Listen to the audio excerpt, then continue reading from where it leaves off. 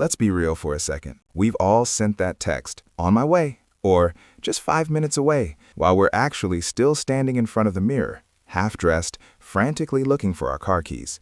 To the person waiting for you at the restaurant or in the Zoom lobby, you look like an inconsiderate jerk. They think you don't value their time. But you're not trying to be rude.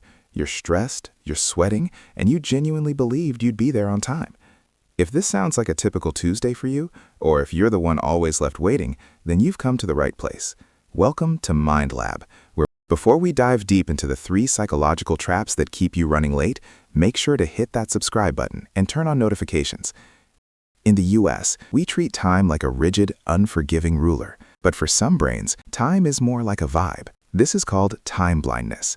Imagine you're checking one quick email or scrolling TikTok before you leave for work. To a normal brain, 5 minutes feels like 5 minutes. But to a time-blind brain, you enter a flow state, where the passage of time literally disappears.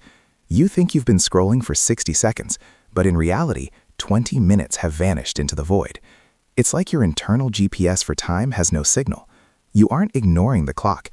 You've literally lost the ability to feel it ticking. Let's talk about the planner's fallacy, or what I call the I-95 Delusion. When you calculate how long it takes to get to your friend's house, you remember that one Sunday morning at 6 a.m. when there was 0 traffic and you made it in 15 minutes. You ignore the other 364 days where there's construction, a slow Starbucks line, or a red light at every intersection. Chronically late people are pathological optimists. You assume everything will go perfectly. You don't account for human friction. The 2 minutes to find your shoes, the 3 minutes to grab your bag. Here is the direct truth. Some of you are addicted to the rush. Psychology shows that for people with ADHD or executive dysfunction, the brain is chronically understimulated. You find mundane tasks like getting dressed or packing a bag insufferably boring. Your brain needs a spark, so you subconsciously wait until the very last second. That sudden, "oh no, I'm going to be late," panic floods your system with adrenaline and dopamine. Suddenly, you're moving fast, you're focused, and you feel alive. Now, let's get blunt. While there are brain-based reasons for being late, the world doesn't care about your brain chemistry. It cares about results. In American culture, being late is often interpreted as a power move, as if you're saying, "my time is more valuable than yours."